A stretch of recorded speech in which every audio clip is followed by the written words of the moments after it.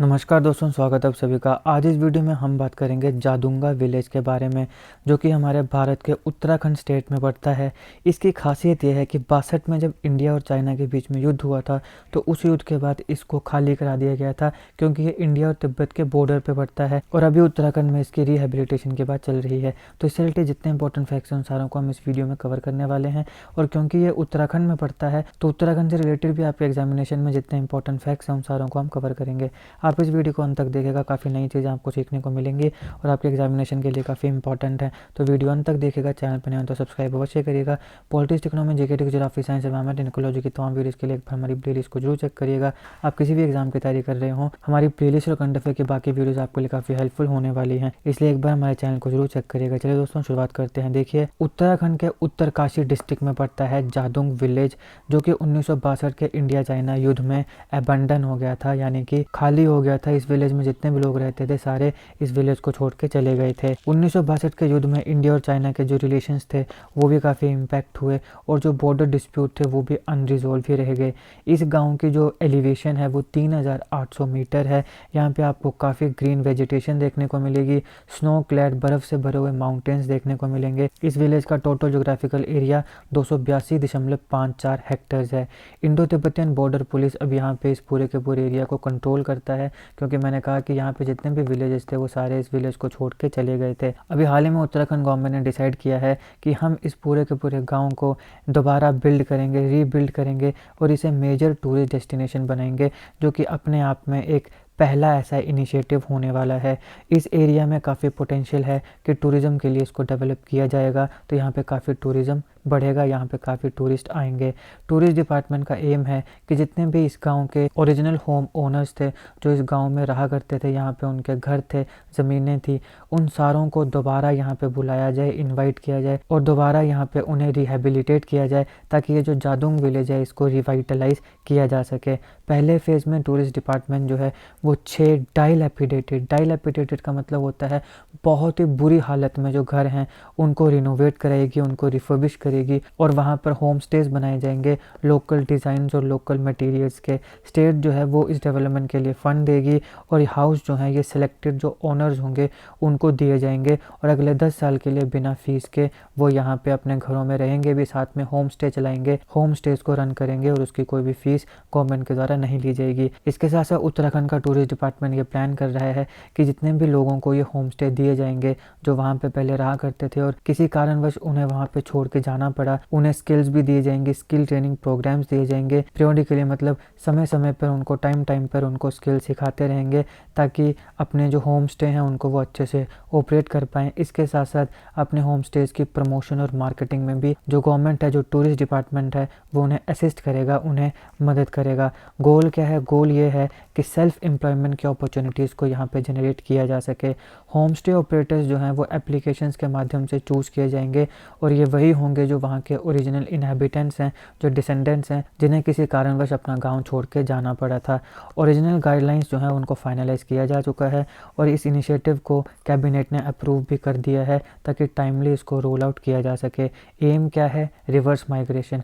इस गाँव को छोड़ के जो लोग पहले गए थे उनको दोबारा यहाँ पे बसाया जाए, रिहेबिलिटेट किया जाए, रिवर्स माइग्रेशन की जाए। इसके साथ साथ सस्टेनेबल टूरिज्म बिजनेस के लिए विलेजेस को रिहेबिलिटेट किया जाए, बॉर्डर डिस्प्यूट्स जो हैं उनको रिजॉल्व किया जाए, क्योंकि देखो बॉर्डर के जो एरियाज़ होते हैं ना, वहाँ पे जब टूरिज़्म बढ़ने लगता है, वहाँ पे जब लोग रहने लगते हैं, तो ये स्थापित होता है कि भैया ये जो जगह है ये हमारी है, क्योंकि हमारे लोग यहाँ पे रहते हैं। तो बॉर्डर डिस्प्यूट्स को रिजॉल्व करना भी कहीं ना कहीं इसका एक एम है। इसके साथ साथ एक यूनिक और नई हिमालयन डेस्टिनेशन टूरिज़्म के लिए डेवलप करना इसका एक एम है।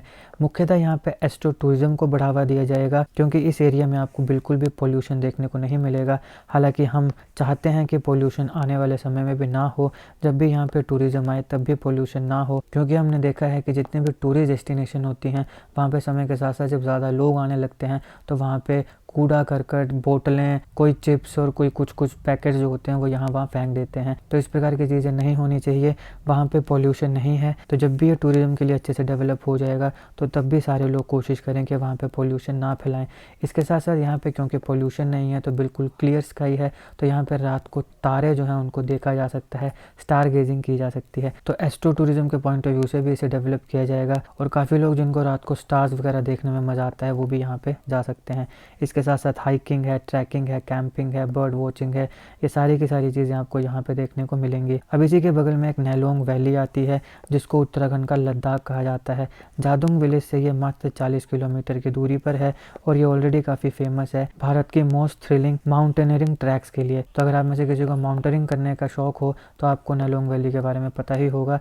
यहाँ पे काफ़ी ट्रैकिंग वगैरह होती रहती है। तो जादुंग विलेज जो है वहाँ पर भी अब इस प्रकार की एक्टिविटीज़ आने वाले समय में देखने को मिलेंगी। ज़्यादा दूरी नहीं है, नेलोंग वैली से 40 किलोमीटर की दूरी पर ही है जादुंग विलेज। अब क्योंकि यहाँ पे हमने उत्तराखंड की बात करी तो यहाँ पे आपको ये भी ध्यान रखना है कि उत्तराखंड की एक नेलोंग वैली है जिसको लद्दाख ऑफ उत्तराखंड कहा जाता है। अब ये जो विलेज है ये कहाँ पड़ता है, उत्तराखंड में पड़ता है। तो चलिए उत्तराखंड से रिलेटेड जो इंपॉर्टेंट फैक्ट्स आपके एग्जामिनेशन के लिए हैं उसको देख लेते हैं। सबसे पहले मैप में देखिए, ये है उत्तराखंड। उत्तराखंड जो था वो पहले उत्तर प्रदेश का पार्ट था, इसको उत्तरांचल बोला करते थे। अगर हम उत्तराखंड की प्री हिस्ट्री की बात करें तो एक समय था जब पूरे के पूरे उत्तराखंड के एरिया में कोल ट्राइब का राज हुआ करता था, यहाँ पे कोल ट्राइब रहा करती थी। अब वैदिक पीरियड में यहाँ पे आर्यन ट्राइब्स आई। उसके बाद मिड एज टाइम की अगर बात करें तो ब्रिटिश रूल के समय इस पूरे के पूरे एंटायर रीजन को इंटीग्रेट किया गया और फिर सेग्रीगेट किया गया। सेग्रीगेट करने का मतलब होता है अलग करना। तो वेस्ट और ईस्ट में इसको सेग्रीगेट किया गया। वेस्टर्न पार्ट में गढ़वाल डोमेन आया और ईस्टर्न पार्ट में कुमाऊं डोमेन आया। 13 to 18 सेंचुरी में यहाँ पे चंद राजा जो थे वो रूल किया करते थे। एंग्लो नेपोलिस वॉर 1816 के बाद ये पूरा का पूरा एरिया ट्रीटी ऑफ सिगोली के तहत ब्रिटिश के पास चला गया। ब्रिटिश रूल जब भारत में ख़त्म हुआ तो टेहरी के कुछ पार्ट को दोबारा उत्तर प्रदेश के साथ एसिमिलेट कर दिया गया, मतलब उसको मिला दिया गया। 1994 में यहाँ पे पॉलिटिकल पार्टीज जो थी वो इंडियन यूनियन में सेपरेट स्टेटहुड की बात करने लगी, यानी अपने एक अलग स्टेट की मांग करने लगी। ये मांग साल 2000 में मान ली गई और उत्तराखंड को उत्तर प्रदेश से अलग करके एक सेपरेट स्टेट बना दिया गया। यहाँ पे आपको नानक सागर डैम देखने को मिलेगा जो काफ़ी मेजर टूरिस्ट अट्रैक्शन है। ये नानक माता के नाम पे है जो कि काफ़ी इंपॉर्टेंट और की सिख पिलग्रिमेज है और इसको 1962 में बनाया गया था। हाईएस्ट डैम भारत का टिहरी डैम भी आपको यहीं पे देखने को मिलेगा। उत्तराखंड अपनी यूनिक बायोडाइवर्सिटी के लिए जाना जाता है। उत्तराखंड का टोटल जोग्राफिकल एरिया का 12% 12% जो है वो प्रोटेक्टेड एरिया है। यहाँ पे आपको 6 national park, 7 wild life sanctuaries और उसके साथ साथ एक बायोस्फीयर रिजर्व देखने को मिलेगा। उत्तराखंड के नेशनल पार्क्स को मैंने एक ट्रिक के माध्यम से अलग वीडियो में याद कराया है, उसका लिंक मैं आपको डिस्क्रिप्शन में दे दूंगा, या फिर आप मेरी वीडियो में जाइए जीके ट्रिक्स, वहाँ पे आपको काफ़ी जीके ट्रिक्स देखने को मिल जाएंगे। वहाँ पे आपको ये ट्रिक भी देखने को मिल जाएगा। भारत की पहली wild life sanctuary Corbett national park 1936 में उत्तराखंड में ही बनी और ये जो नेशनल पार्क है ये जाना जाता है for hunting man eating tiger. तो यहाँ पे एक ऐसा टाइगर रहता था जो इंसानों को खा जाता था, उसके मुंह में इंसानों का खून लग गया था तो वो इंसानों को खाता रहता था और इसी नेशनल पार्क में उसे मारा गया था। राजाजी नेशनल पार्क है यहाँ पे जो कि शिवालिक रेंजेस के फुट हिल में देखने को मिलता है। शिवालिक का इकोसिस्टम ये रिप्रेजेंट करता है। यहाँ पे आपको नंदा देवी नेशनल पार्क और नंदा देवी बायोस्फीयर रिजर्व भी देखने को मिलेगा जो कि वेस्टर्न हिमालयस के नॉर्दर्न पार्ट में पड़ता है। काफ़ी डाइवर्स एरिया है ये और यहाँ पे आपको काफ़ी रेयर और इंडेंजर्ड एनिमल्स देखने को मिलेंगे जैसे कि एशियाटिक ब्लैक बियर है, स्नो लेपर्ड है, ब्राउन बियर है, ब्लू शीप है। यहाँ पर आपको valley of flowers national park देखने को मिलता है जो कि उत्तराखंड के नॉर्थ चमोली रीजन में पड़ता है और यहाँ पे काफ़ी आपको एंडेमिक एल्पाइन फ्लावर्स और आउटस्टैंडिंग नेचुरल ब्यूटी देखने को मिलेगी। रिवर्स की बात करें तो गंगा मैया, गंगा रिवर जो है जिसको होलीस्ट रिवर माना जाता है हिंदू रिलीजन में, ये ओरिजिनेट होती हैं उत्तराखंड के उत्तरकाशी के गोमुख से। गोमुख से गंगा रिवर ओरिजिनेट होती है, ये तो आप सब जानते ही हैं। फिर दूसरी आती है अलकनंदा।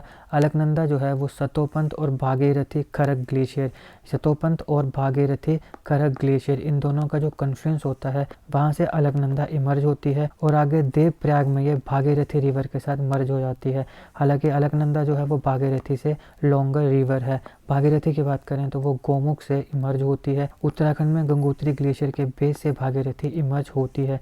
भागीरथी जो है उसको मेन सोर्स माना जाता है गंगा रिवर का। यमुना रिवर जो है वो यमुना ग्लेशियर से ओरिजिनेट होती है, फिर ये उत्तराखंड, हरियाणा, न्यू दिल्ली और उत्तर प्रदेश से पास होती है और त्रिवेणी संगम में जाके ये गंगा से मिल जाती है। बाकी कुछ इंपॉर्टेंट मेजर रिवर्स की बात करें अगर हम उत्तराखंड की तो काली, भिलंगना रिवर, सरस्वती रिवर, गोला river, Nandakini, Mandakini, Kosi, Gauri Ganga river, Pindari river, Saryu और टोंस रिवर, ये सारी की सारी इंपॉर्टेंट रिवर्स हैं।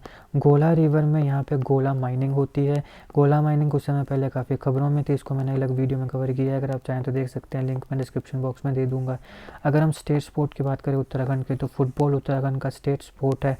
भारत की मिलिट्री एकेडमी जहाँ पे इंडियन आर्मी ऑफिसर जो हैं वो रिक्रूट होते हैं और ट्रेन होते हैं, वो उत्तराखंड देहरादून में है। अभिनव बिंद्रा जो कि एक शूटर हैं और उन्होंने 2008 में ओलंपिक गोल्ड मेडल जीता था 10 मीटर एयर राइफल इवेंट में। ये फेमस पर्सनैलिटी हैं उत्तराखंड की। उत्तराखंड के चमोली डिस्ट्रिक्ट में एक माना विलेज पड़ता है जो कि लास्ट इंडियन विलेज है और ये बॉर्डर है इंडिया और चाइना का। हेमकुंड साहिब जो है ये हाईएस्ट गुरुद्वारा है जिसका एल्टीट्यूड है 4329 मीटर्स और ये सिखों का एक हाईएस्ट गुरुद्वारा माना जाता है हेमकुंड साहिब, जो कि उत्तराखंड के चमोली डिस्ट्रिक्ट में है। इस गुरुद्वारा की खासियत क्या है कि इसको 7 पीक सराउंड करते हैं। तो ये सारे इंपॉर्टेंट फैक्ट्स है उत्तराखंड से रिलेटेड। और इससे पहले हमने देखा कि उत्तराखंड जो है वहाँ पे एक विलेज है जादुंग विलेज, जिसको अभी रिहेबिलिटेट करने की बात हो रही है। तो सारे टॉपिक को मैंने अच्छे से विस्तार से आपको समझाया है और जितने भी इंपॉर्टेंट फैक्ट्स है वो सारे मैंने आपको कवर करा दिए हैं। आई होप आपको वीडियो अच्छी लगी। अगर आपको अच्छी लगी तो लाइक करिएगा, शेयर करिएगा। जिन वीडियोज़ के बारे में मैंने आपको बताया उन सारों के लिंक्स आपको डिस्क्रिप्शन बॉक्स में मिल जाएंगे। बाकी politics, economy, GK, geography, science, environment, ecology की तमाम वीडियोज़ को देखने के लिए एक बार हमारी प्लेलिस्ट को जरूर चेक करिएगा। आप किसी भी एग्जाम की तैयारी कर रहे हो, हमारी प्लेलिस्ट और करंट अफेयर की बाकी वीडियोज़ आपके लिए काफ़ी हेल्पफुल होने वाली हैं, इसलिए समय निकाल के प्लीज़ हमारे चैनल को जरूर चेक करिएगा। जीके, करंट अफेयर और जीके टिक्स की ऐसी वीडियोज़ के लिए हमारे चैनल को सब्सक्राइब करिएगा। आपका बहुत बहुत धन्यवाद।